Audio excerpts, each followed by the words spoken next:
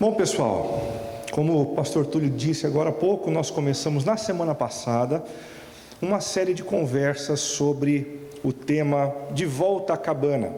Uma série que tem como ponto de partida o livro de William Paul Young, um livro que saiu em 2005.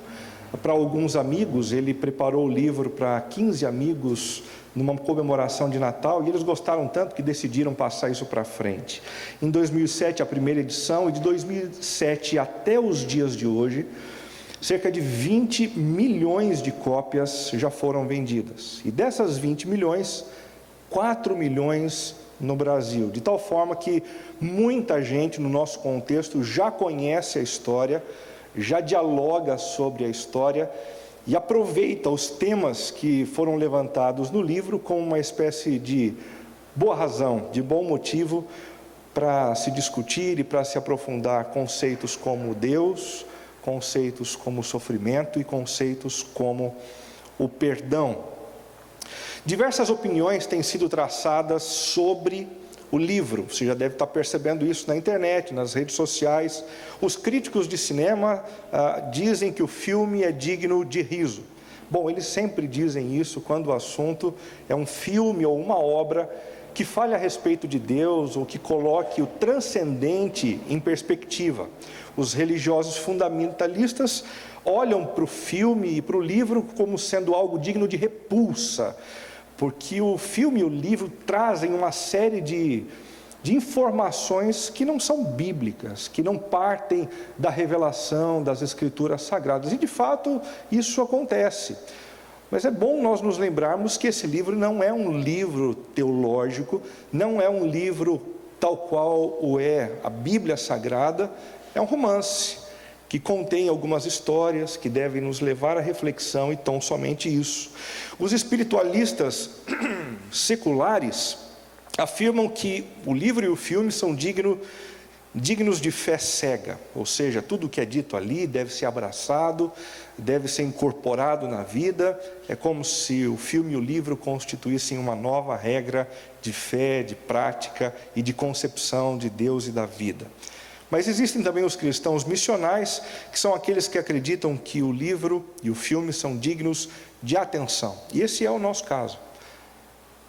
É digno de atenção, porque alguns temas são levantados e são importantes, e se a sociedade conversa sobre esses temas, é importante que a gente também dialogue, que a gente também participe dessa conversa que a sociedade anda travando. Marcos Simas é um rapaz muito interessante, que é editor de uma revista chamada Cristianismo Hoje. Ele escreveu algo muito interessante ao longo dessa semana na revista Ultimato, que é uma revista também de grande circulação entre os brasileiros evangélicos. Ele disse assim: o livro A Cabana é primeiramente uma ficção e não um ensaio. É bom postar isso desde o começo. Tampouco uma tese ou história de uma realidade factual. É simplesmente uma história com E e não com HI. Uma história que sinaliza a soberania e a grandeza de Deus, que se fez homem como nós e procura mostrar certa leveza em relação a uma trindade que não conseguimos compreender. Ele vai além dizendo assim: devemos ser menos alarmistas. Tem muito cristão por aí que é alarmista, né? Morre de medo de heresia, morre de medo de problema teológico. E abandonarmos a mania de sermos os patrulheiros da fé, principalmente com a internet e as mídias sociais, que são hoje tamanha ferramenta para instigar a agressividade e a violência entre as pessoas, ainda que religiosas ou principalmente entre elas. Posto isto, apenas para a gente pontuar o enredo do filme, para você que não assistiu o filme nem pôde ler o livro, do que ele trata? Ele conta a história de um homem chamado Mackenzie, que também é chamado no livro de Mac, um religioso praticante que vai à igreja, canta algumas canções, é dizimista, porém não fervoroso. Ele não faz o seu exercício religioso como algo que parte do seu coração. Ele não faz com alegria, ele não faz com vigor. Ele faz como se fosse um peso e também para agradar o restante da sua família.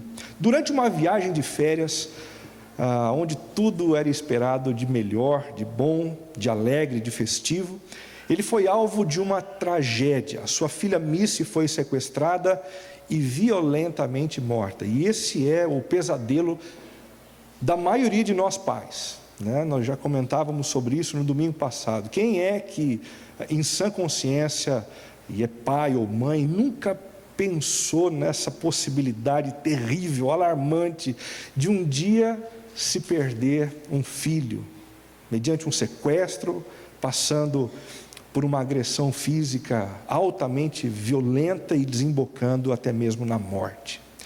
Imediatamente, a fragilidade da fé de Mackenzie acusou o golpe e ele entrou numa profunda crise interior. Essa história da gente levar em banho-maria a nossa fé funciona enquanto as condições de temperatura e pressão ao nosso redor estão ok. Mas quando os ventos frios e gelados do sofrimento nos alcançam, aí a casa cai.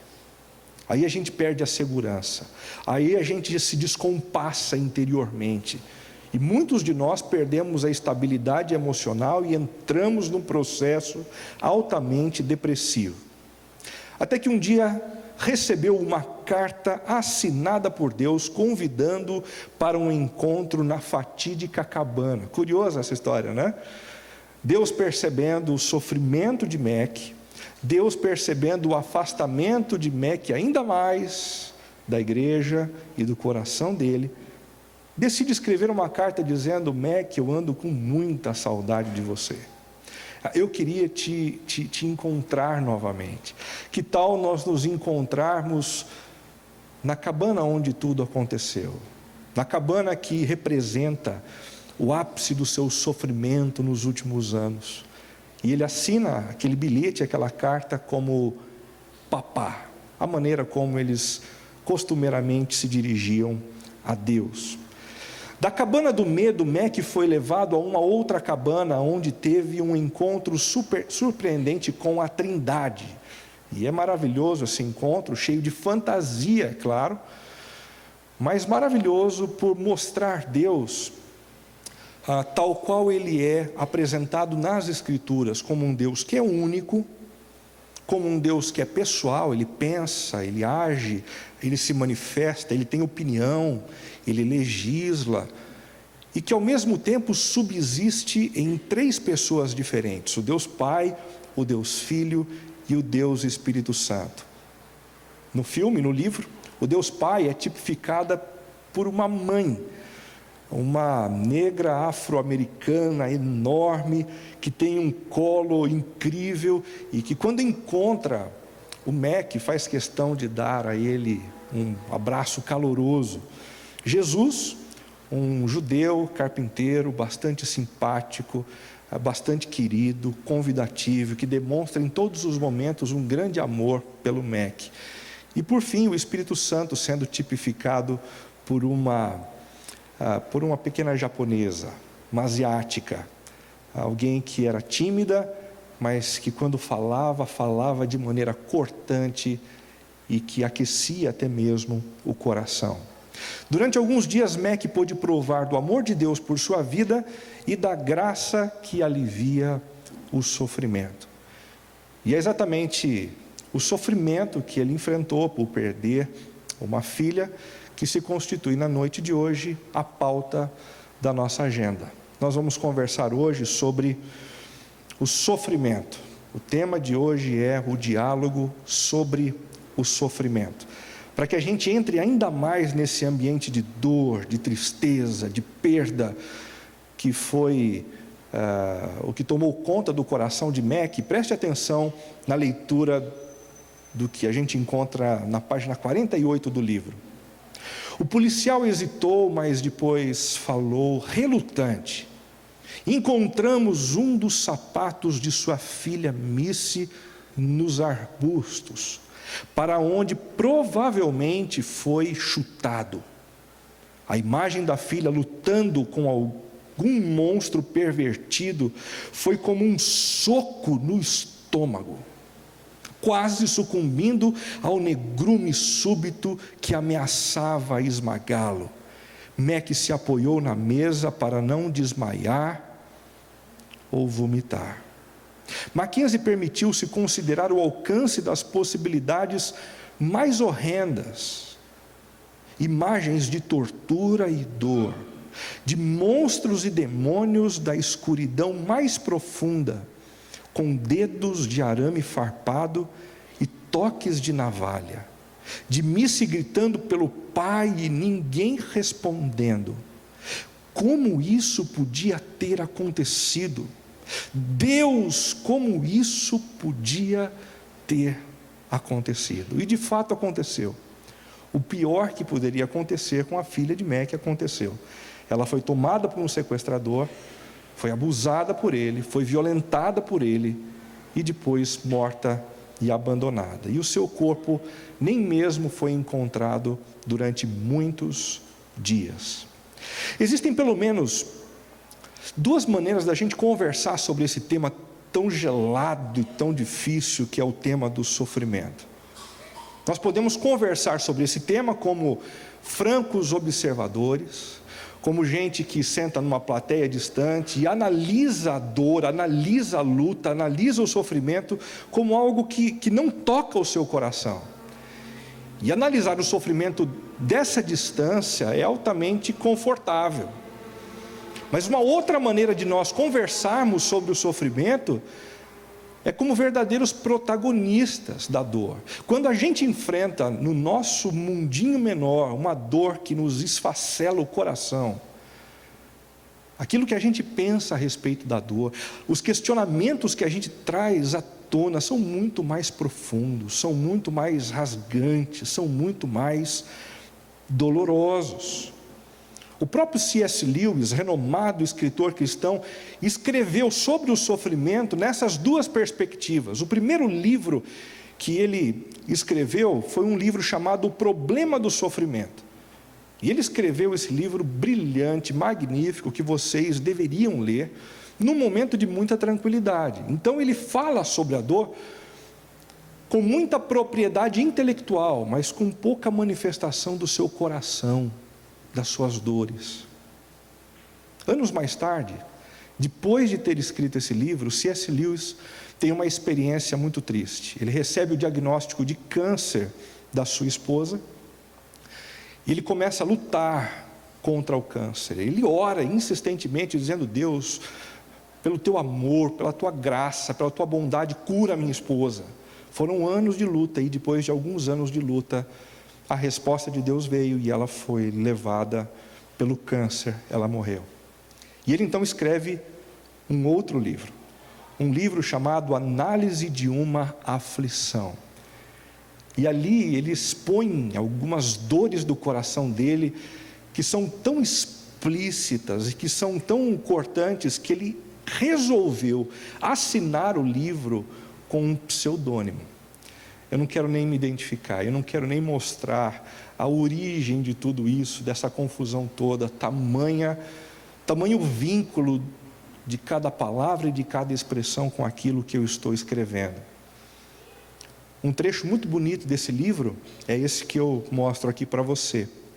Quando a pessoa se sente feliz, tão feliz que nem parece precisar dele, de Deus, e a ele se chega a fim de louvá-lo, é recebido de braços abertos. Quando a gente não precisa de Deus, está tudo caminhando bem, a gente se aproxima, como Deus nos recebe alegre, festivo, abre uma mesa gostosa, abre uma garrafa de vinho, e está tudo bem, e tudo tranquilo. Mas o que acontece quando a ele se dirige em situação desesperadora, a despeito de todos os esforços, quando a gente mais precisa, quando a dor bate forte, seja por uma questão financeira, seja por um problema de saúde, seja pela perda de uma pessoa querida, a porta se lhe fecha, e por dentro é duplamente aferrolhada. Depois, silêncio. Daí parece melhor se afastar. Olha que coisa interessante a maneira como ele Ele pinta o sofrimento. Quando nós mais precisamos de Deus, aquela sensação de que Deus fechou a porta para a gente. Procure imaginar você no meio de uma dor, no meio de uma aflição, tentando se aproximar de uma cabana onde Deus está. E quando você se aproxima da porta, a porta se lhe fecha. E então você procura um outro ambiente, uma possibilidade da janela, e quando você se aproxima da janela, a janela se fecha, e a sensação vai se tornando cada vez mais aguda, de Deus se fechando, de Deus se esquivando de você, da sua dor, da sua necessidade e do seu problema. Você já se sentiu assim em algum momento? Se você já se sentiu assim em algum momento, outros cristãos ao longo da história também já se sentiram assim. E não é fácil lidar com essa situação, não. Quando o sofrimento bate e a sensação de que Deus está se afastando vem,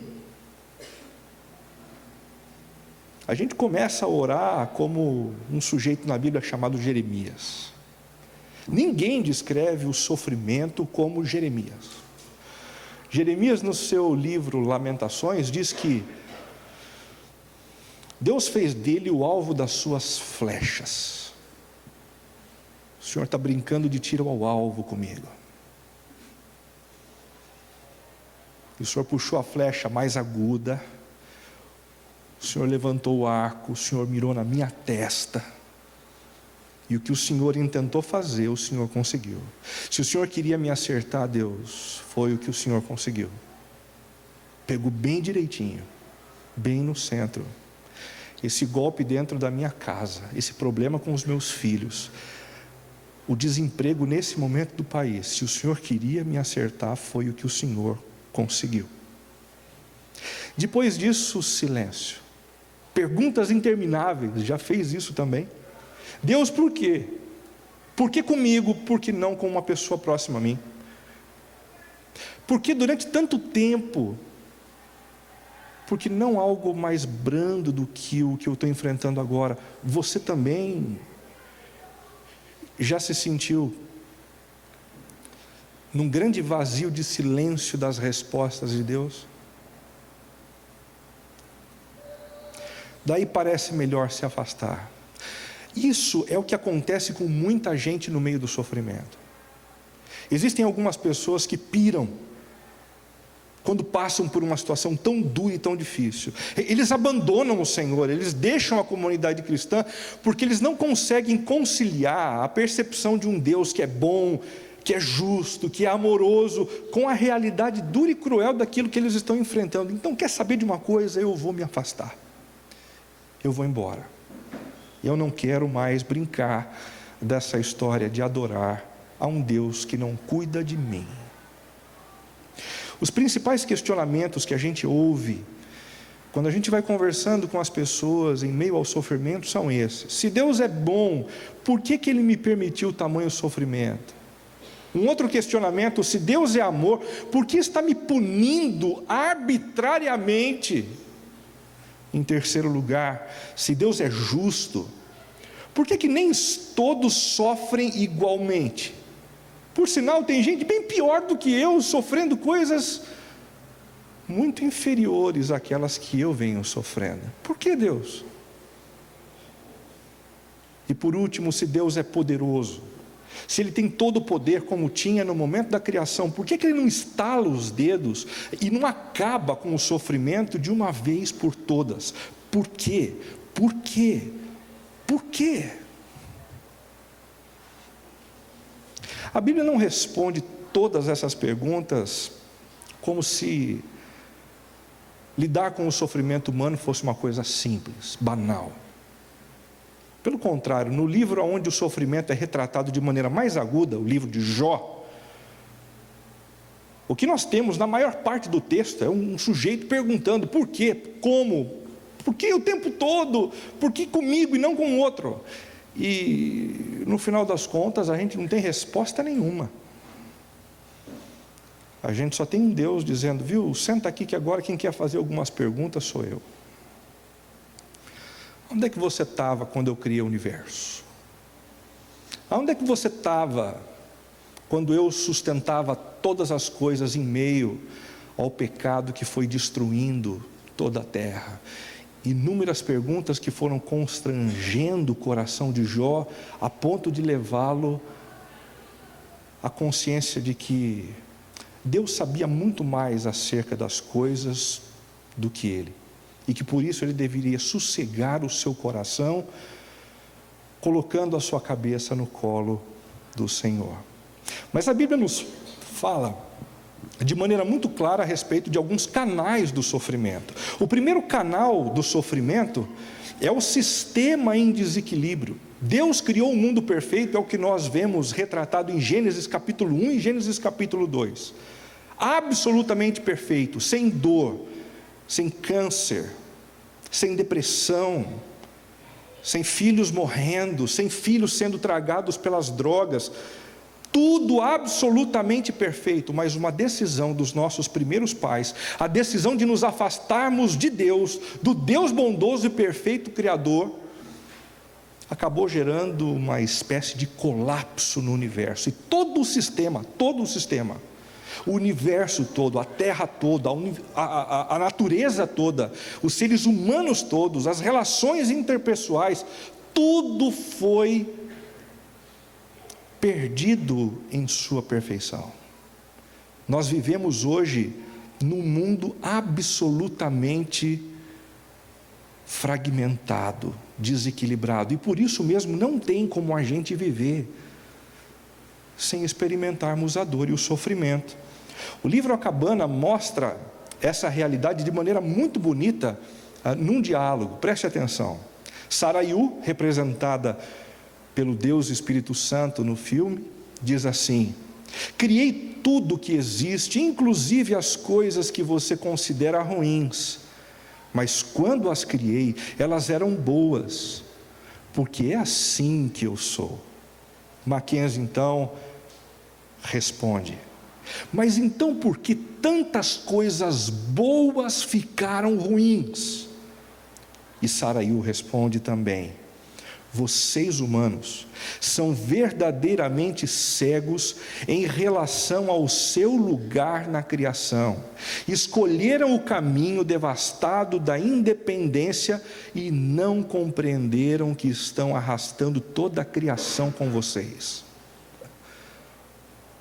Deus criou o universo perfeito, sim, mas nós, como parte integrante da criação, fizemos a nossa parte, nos distanciando de Deus, expulsando Deus daqui, transformando o universo num lugar absolutamente ausente de perfeição e de harmonia. Chesterton, um teólogo britânico, na mesma direção disse o seguinte: não foi um poema que Deus escreveu. Olha que interessante isso.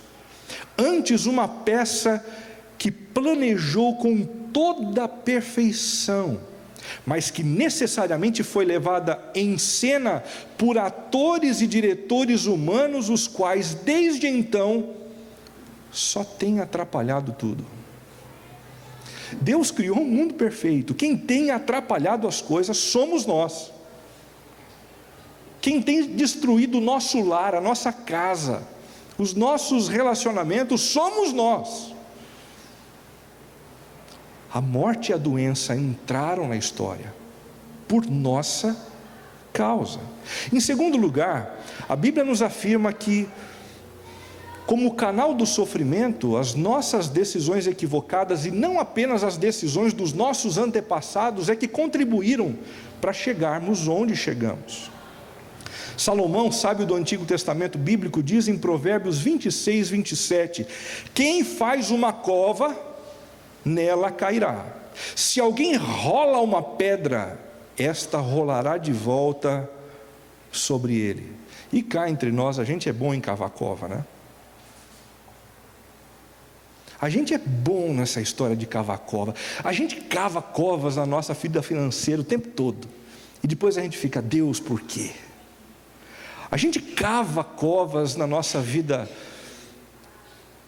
biológica, de saúde, não cuidando do nosso corpo. Depois a gente fica doente e a gente diz: Deus, por quê?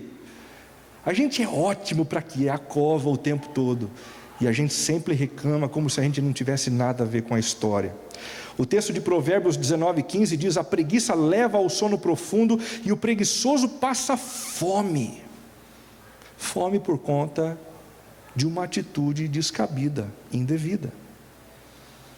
Um outro canal do sofrimento é a disciplina de Deus aos seus filhos. Nós sofremos porque vivemos num sistema em desequilíbrio, porque as nossas decisões são equivocadas e porque a disciplina de Deus nos é dada quando isso é necessário.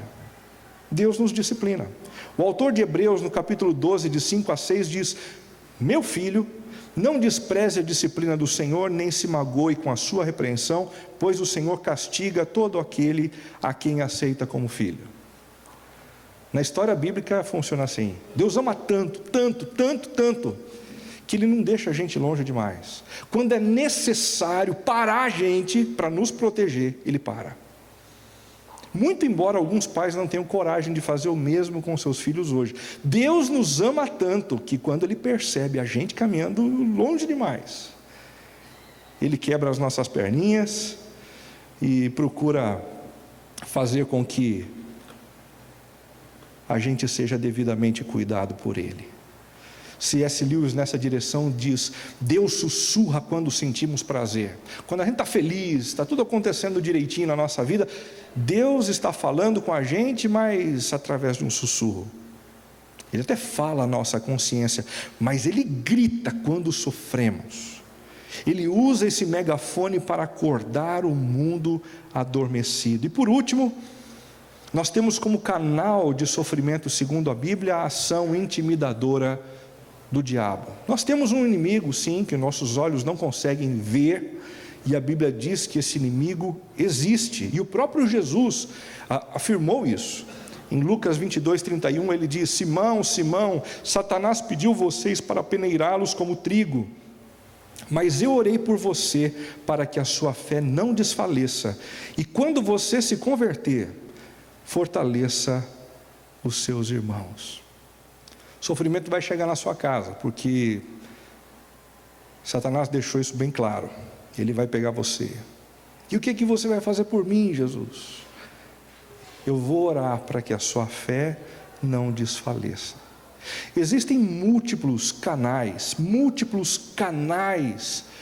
de sofrimento, de tal forma que a vida nesse mundo não é possível sem o compartilhar em algum nível do sofrimento.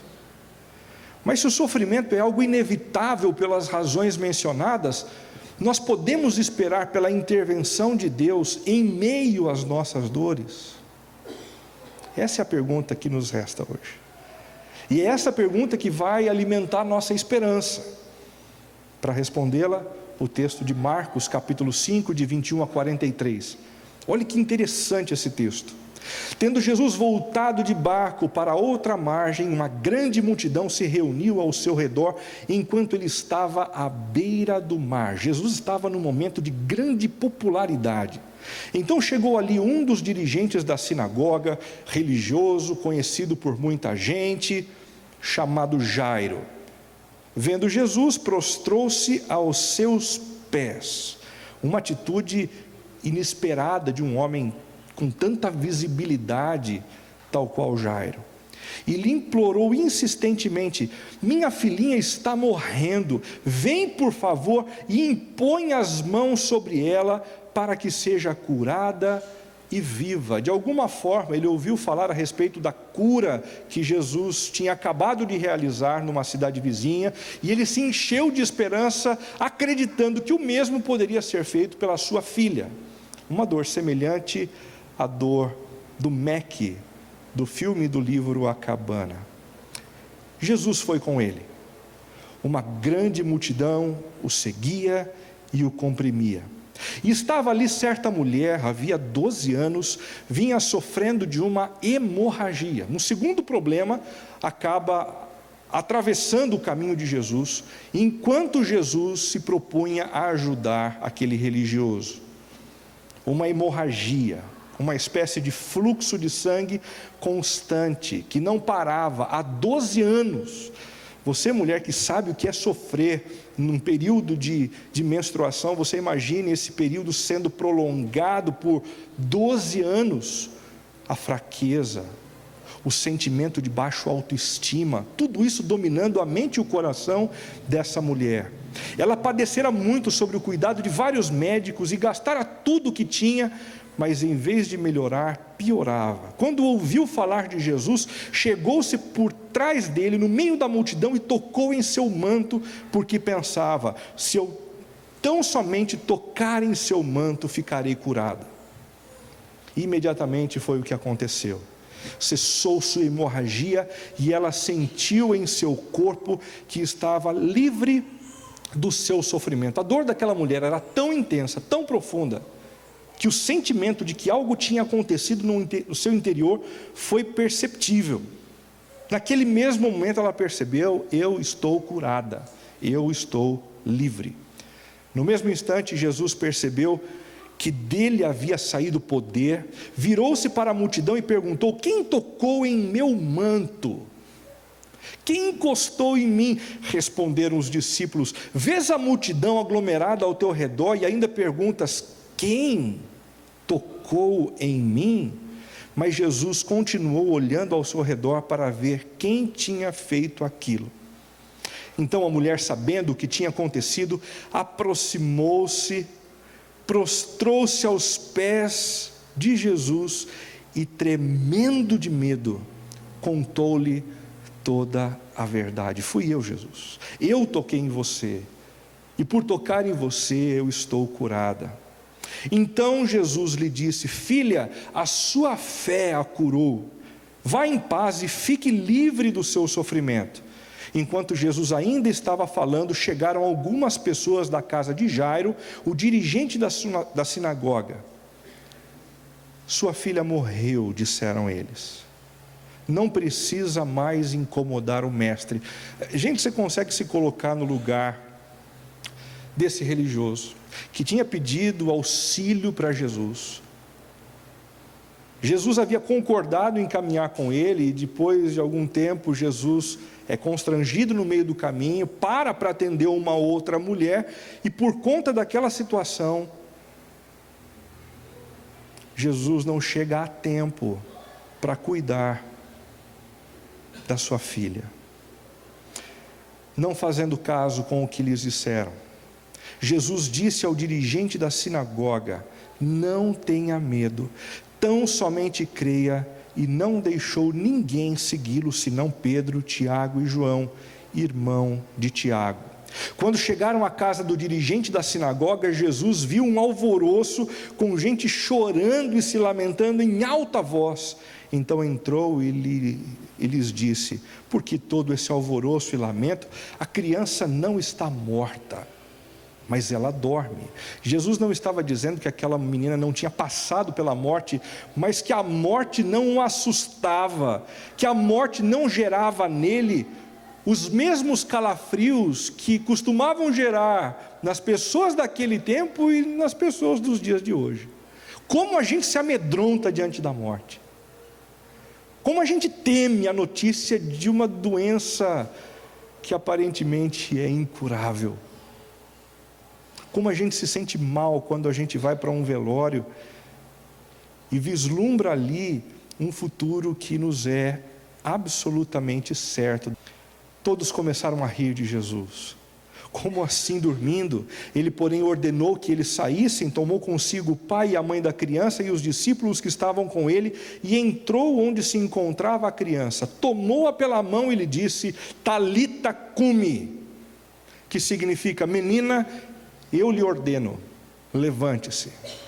Imediatamente, a menina, que tinha 12 anos de idade, levantou-se e começou a andar, e isso os deixou atônitos. Ele deu ordens expressas para que não dissessem nada a ninguém, e mandou que dessem a ela alguma coisa para comer.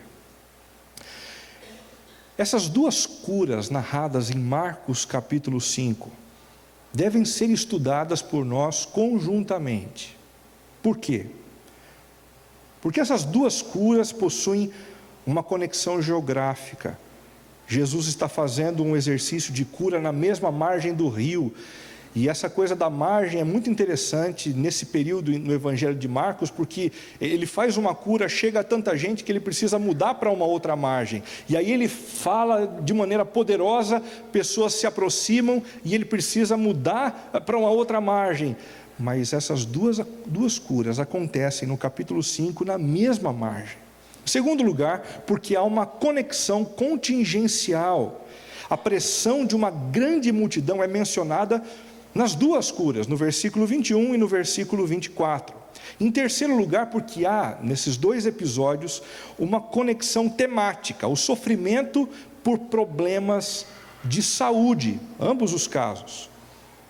E em quarto lugar, porque há uma conexão simbólica, a repetição do número 12. Isso aqui é uma curiosidade, todo judeu fazendo uma leitura desse texto perceberia isso. A filha de Jairo possuía 12 anos e a mulher hemorrágica estava sofrendo há 12 anos. Tudo isso faz com que a gente tenha que olhar para esses dois eventos a fim de aprender sobre o que Deus deseja nos ensinar a respeito da sua intervenção em meio ao nosso sofrimento. Que lições a gente aprende? Em primeiro lugar, que a intervenção de Deus em meio ao sofrimento humano requer uma atitude de fé. Você anda sofrendo? Você anda passando por alguma situação constrangedora, difícil, uma luta difícil até mesmo de compartilhar com alguém que você ama? O que Deus espera de mim e de você é uma atitude, um movimento de fé. Vendo Jesus, Jairo prostrou-se aos seus pés, aos pés de Jesus, e lhe implorou insistentemente: minha filha está morrendo. Percebam aqui que a tônica como Jairo se apresenta diante de Jesus é correspondente à sua dor e ao seu sofrimento. E isso é muito significativo, porque muitos de nós sofremos demais, mas não nos prostramos diante de Jesus com a mesma intensidade. Por que isso acontece? Por que a gente tenta resolver os problemas na nossa cabeça antes de nos prostrarmos diante do Senhor? Por que nós não lidamos com a mesma intensidade de fé em resposta à dor que o próprio Deus permitiu que a gente, vez ou outra, enfrentasse por aí? Vem, por favor, e impõe as mãos sobre ela para que seja curada e que viva. Jesus foi com ele. Esse texto nos ensina a lidar com fé em meio ao sofrimento. O que é fé? Fé é a disposição de depositar a mais absoluta e exclusiva confiança em Deus, na convicção de que Ele ouvirá a nossa oração e se manifestará em nosso favor. Fé é isso, uma aproximação com o objetivo de depositar diante de Deus, de entregar nas mãos dEle, com absoluta confiança e com exclusividade, aquilo que nos causa dor, na certeza de que Ele vai nos ouvir e de que Ele vai se manifestar na nossa vida. O contrário da fé é o que a Bíblia chama de idolatria. O que é a idolatria? Idolatria é a nossa disposição de depositar a confiança em muitas outras coisas que não são o próprio Deus. Como, por exemplo, a confiança na confiança. Tem gente que confia no próprio desejo de ver as coisas dando certo. Tem gente que confia no seu próprio otimismo. Eu queria que você saísse daqui hoje consciente de que a fé na fé, a fé na confiança e a fé no seu otimismo é idolatria, porque rompe com o propósito original da fé, que é colocar diante de Deus, para que a solução venha de Deus, com absoluta convicção e plenitude de alma. Tem gente que vive na idolatria, colocando a confiança na fé. Tem gente que coloca a confiança em si mesmo. Isso também é idolatria. Confiar simplesmente na sua habilidade, na sua experiência, no seu expertise. Isso também é idolatria. Uma outra forma de idolatrarmos é confiarmos nas pessoas. Isso fica um pouco mais difícil da gente perceber, mas acontece mais do que o que a gente gostaria, sabia? Existem mulheres que, quando o marido viaja, elas perdem o chão. Elas não conseguem pensar na possibilidade de um final de semana sem o marido. Tome cuidado. Se a sua estabilidade está fincada na presença do seu marido, a sua estabilidade corre riscos sérios.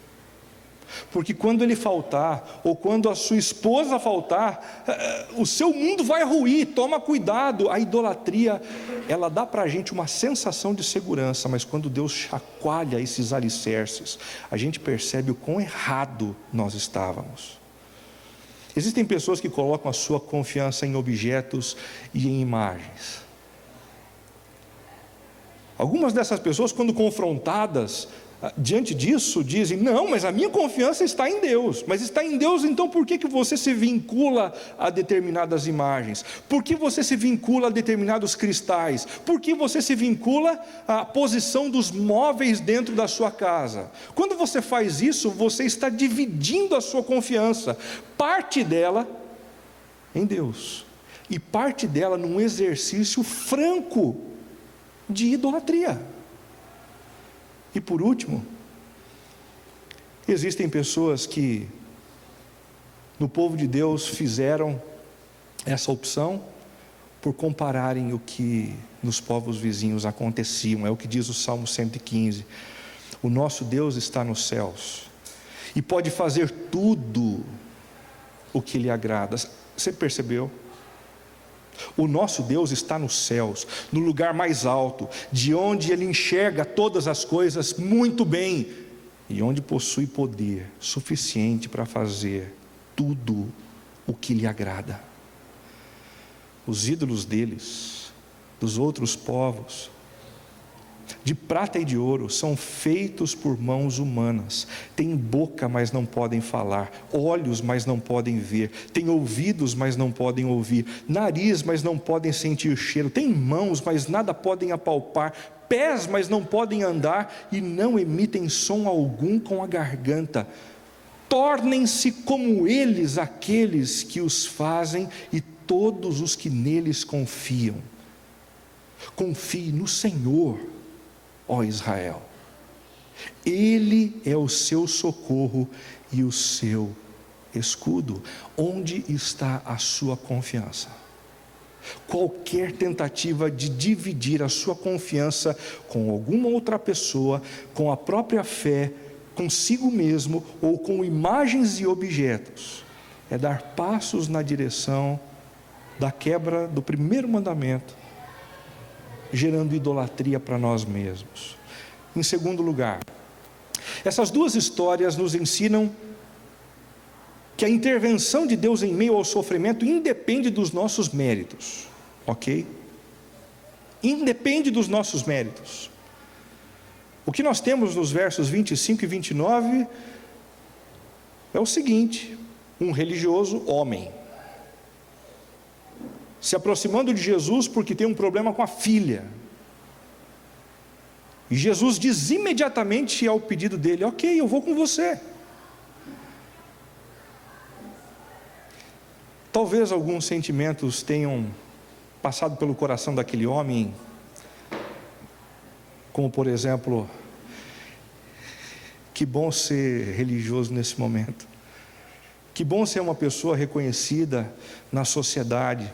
No meio de tanta gente, Jesus está me dando prioridade. Talvez as pessoas ao redor, olhando a cena, dissessem: essa história eu conheço, vai dar preferência ao religioso. É lógico, vai para a casa dele, porque de alguma forma isso dá visibilidade. Mas alguns metros à frente, uma mulher rejeitada na sociedade daquele tempo, hemorrágica, que por conta do seu fluxo de sangue constante era considerada impura, como um leproso, entra na frente de Jesus, e o que faz Jesus é oferecer àquela mulher o mesmo tratamento, o mesmo carinho, sem se importar com alguns dos méritos que a gente procura acumular ao longo da vida. Existem pessoas que vivem em busca da construção de um mérito que possa, aos seus olhos, garantir o favor divino que lhes afugentará o sofrimento. Quer saber de uma coisa? Eu vou aproveitar essa oportunidade que o pessoal está construindo lá no Campolim, vou dar uma bela de uma oferta, porque assim eu me livro de sofrimento por uns 2, 3 anos. Vai nessa. Vai nessa que a casa vai cair para você. Porque Deus não lida com a gente a partir dos nossos méritos. Se você lidar com generosidade para com o pobre, isso não vai eximir você do sofrimento, das dores, das lutas, em absoluto. Deus não lida conosco a partir do acúmulo de méritos. Por outro lado, outros vivem resistindo buscar o Senhor a fim de entregar a Ele as suas petições, por se acharem indignos de receberem as suas bênçãos. Essa é uma outra maneira de viver a partir de mérito. Não, eu não vou orar agora porque essa semana eu enfio o pé na jaca. Fiz algumas coisas que Deus reprova, então é melhor eu pedir na semana que vem. Esperar um pouquinho, quem sabe Deus esquece, daí eu peço. Quem sabe eu consigo até lá fazer algumas coisas boas que façam compensar o que eu fiz de errado. Bobagem. Deus não lida com a gente a partir dos nossos méritos. Deus só lida com a gente a partir do seu amor e da sua graça. É o que a gente percebe em Hebreus capítulo 4, de 14 a 16. Visto que temos um grande sumo sacerdote, Jesus, Filho de Deus, que penetrou os céus, retenhamos firmemente a nossa confissão, porque não temos um sumo sacerdote que não possa compadecer-se das nossas fraquezas, porém, um que como nós, em tudo foi tentado, mas sem pecado. Cheguemos, pois, com toda a confiança ao trono da graça. O trono do Senhor é o trono da graça. Você está passando por alguma aflição, você está passando por alguma calamidade, independentemente dos méritos acumulados, aproxime-se do trono da graça e, em nome de Jesus, submeta a sua necessidade ao Senhor. Nessa noite, submeta a sua necessidade ao Senhor e aguarde a graça que virá dos lábios dEle. Ela virá, porque o trono é trono de graça. Em terceiro lugar, essas duas histórias nos ensinam sobre a intervenção de Deus em meio ao sofrimento e que ela não constitui um benefício isolado. Essa história de Deus se manifestar em alguns momentos e realizar algumas curas, como foram essas duas curas maravilhosas aqui, isso não constitui o princípio de benefícios isolados. Não, Deus faz isso para uns e não faz isso para outros. Não. O mais importante do que aconteceu nessa história, definitivamente, não foi a cura física. Acompanhe comigo. A mulher hemorrágica pensava: se eu tão somente tocar em seu manto, serei curada. A expressão por trás dessa palavra curada é a palavra salva. Se eu tocar nas vestes de Jesus, eu serei salva. É uma palavra muito mais ampla do que curada. Haviam ansiedades e expectativas no coração dessa mulher que transcendiam a sua necessidade de cura física. E quando ela toca Jesus, ela toca com esse princípio por trás. Imediatamente aquela mulher foi curada, uma palavra que se refere à cura física. E então Jesus não para por aí. Então a mulher, sabendo o que lhe acontecido, aproximou-se, prostrou-se aos seus pés e, tremendo de medo, contou-lhe toda a verdade. Jesus não se dá por satisfeito ao ver aquela mulher curada. Ele pergunta: quem me tocou? E quando aquela mulher se sente constrangida e se prostra diante de Jesus, como fez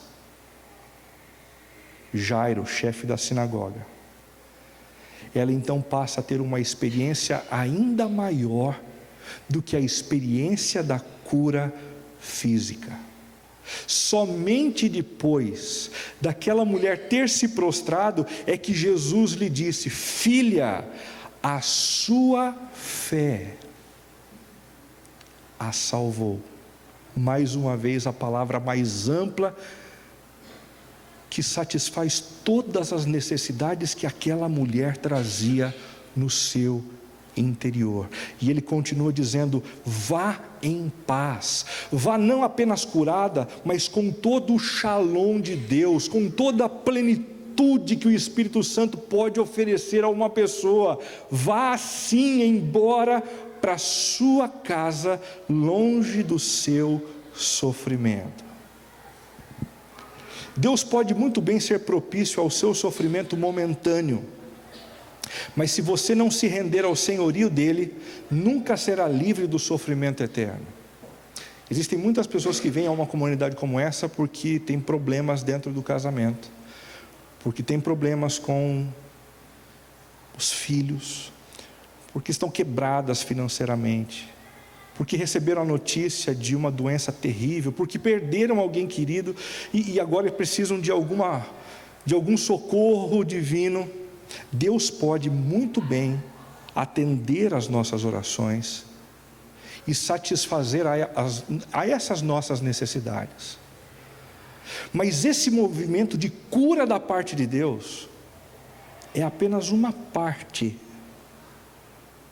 do todo enorme que Deus deseja fazer na sua vida. Se os presentes de Deus não te colocarem prostrado diante dos pés de Jesus, não vai haver salvação na sua casa. Você pode ficar livre do teu problema de casamento, você pode ficar livre do problema com o filho, mas mais cedo ou mais tarde, a falta de intranquilidade interior vai gritar de novo. Mas logo à frente você vai se perceber completamente envolto em outros problemas, com os quais você lidaria muito melhor se a paz de Cristo estivesse no seu coração. Somente aqueles que se rendem ao senhorio de Jesus é que podem provar da verdadeira salvação e do verdadeiro shalom que somente Ele pode nos dar. Em quarto lugar, essas duas histórias nos ensinam que a intervenção de Deus em meio ao sofrimento humano não obedece à lógica humana. É isso mesmo. Às vezes a gente não coloca apenas a necessidade, a gente coloca o planejamento estratégico inteiro, né? Deus, eu quero que o Senhor cuide dessa área da minha vida, mas dessa forma, assim, assim e assado. Seguindo esses passos, se o Senhor seguir os meus planos, Senhor, vai dar tudo certo. O problema é que Deus enxerga as coisas de maneira muito mais ampla que a gente, e Ele encontra caminhos que são muito melhores do que os nossos. Algumas pessoas da casa de Jairo disseram: sua filha morreu. Disseram eles: não precisa mais incomodar o mestre. Não fazendo caso do que eles disseram, Jesus disse ao dirigente da sinagoga: não tenha medo, tão somente creia. Com a notícia da morte, aquele religioso chamado Jairo ficou com a sensação de que tudo havia acabado. A sua esperança teve fim. Afinal de contas, a morte é a última palavra. Não é mesmo? Não é assim que a gente trabalha, não é assim que a gente vive, não é assim que a gente sente. A morte é o fim das nossas esperanças. Mas ao coração de uma pessoa que pensava assim, como muitos de nós, é que Jesus diz: não tenha medo. Está tudo sob controle. Tão somente creia. Não tenha medo. Tão somente creia. Enquanto nós acreditamos que o que Deus tem para fazer se restringe ao que a gente vive na história, o que Deus nos ensina nessa história é que a obra de Deus vai para além da eternidade. E é só quando a gente entende isso que a gente é capaz de descansar nas respostas negativas que Deus nos dá. A lógica humana funciona dentro de um espectro bastante limitado. Além de não compreendermos tudo na história, resumimos tudo a história. Em momentos em que não compreendemos bem o que está acontecendo, Deus nos pede apenas uma coisa: continue confiando em mim. Continue confiando em mim. Mas Renato, eu orei e a minha filha morreu. Mas a história ainda não acabou. Essa não é a última palavra.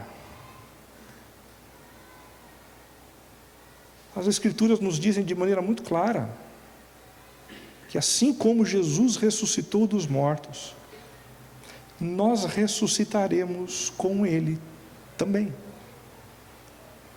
É por isso que a morte, muito embora seja dura e cruel e castigue tanto a gente, ela não nos desespera. A morte não é a última palavra. A morte não tem a última palavra. Simples assim. Simples assim. Assim como os céus são mais altos do que a terra, também os meus caminhos são mais altos do que os seus caminhos, e os meus pensamentos mais altos do que os seus pensamentos. Deus continua no controle. Deus continua no controle. E por último, essas duas histórias nos ensinam sobre a intervenção de Deus, que ela aponta para uma libertação futura. Jesus tomou-a pela mão e lhe disse: Talita cumi, que significa menina, eu te ordeno, levante-se. E imediatamente a menina levantou-se e começou a andar. Ele deu ordens expressas para que não dissessem nada a ninguém e mandou que dessem a ela alguma coisa para comer. Essa cura realizada por Jesus tinha como propósito final alimentar no nosso coração a crença na ressurreição que vai nos alcançar e que vai alcançar cada um dos nossos queridos que um dia partiram por causa da dor e do sofrimento. Se Jesus é capaz de vencer o poder da morte, não existe nenhuma outra circunstância que seja capaz de impedir o seu incomparável poder. Não há. Se a morte não pode suplantar o poder de Jesus, não existe nenhuma circunstância, não existe nenhuma circunstância que não esteja sujeita ao poder de Jesus. Basta uma palavra saindo dos seus lábios e o caos dá lugar à ordem. É a esse Jesus a quem serve, é a esse Jesus a quem nós servimos. Permita que a convicção da ressurreição formate o seu coração na história e dessa forma seja por Deus devidamente consolado e fortalecido. A nossa vida não se resume ao que acontece na história. E eu encerro com Isaías capítulo 55, 9 a 11. Pois dada a ordem, com a voz do arcanjo e o ressoar da trombeta de Deus, o próprio Senhor descerá dos céus, e os mortos em Cristo ressuscitarão primeiro. Depois disso, os que estiverem vivos seremos arrebatados juntamente com eles nas nuvens para o encontro com o Senhor nos ares. E assim estaremos com o Senhor para sempre. Consolem-se uns aos outros com essas palavras.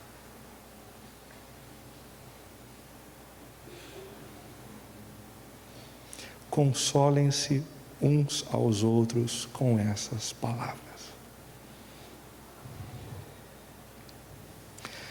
Ao longo dessa semana, gente, o desafio é o seguinte: busque ao Senhor confiantemente e exclusivamente, a fim de que Ele o socorra em meio ao sofrimento. É só o que Ele pede. Confie em mim. Confie em mim. E confie apenas em mim. E ainda anime-se com a lembrança de que a obra que Deus tem a realizar em sua vida e na vida das pessoas a quem você ama não se limita ao que Ele fará na história. A gente sabe muito bem que algumas pessoas aqui da comunidade se sentem muito entristecidas porque perderam pessoas queridas nos últimos meses, nos últimos anos. Permita que a convicção acerca da ressurreição que vai acontecer no futuro console o teu coração no presente. Se Cristo ressuscitou dos mortos, nós também seremos juntamente ressuscitados com Ele e viveremos eternamente ao lado daquele que tem poder para vencer o maior de todos os inimigos, a morte. Vamos orar?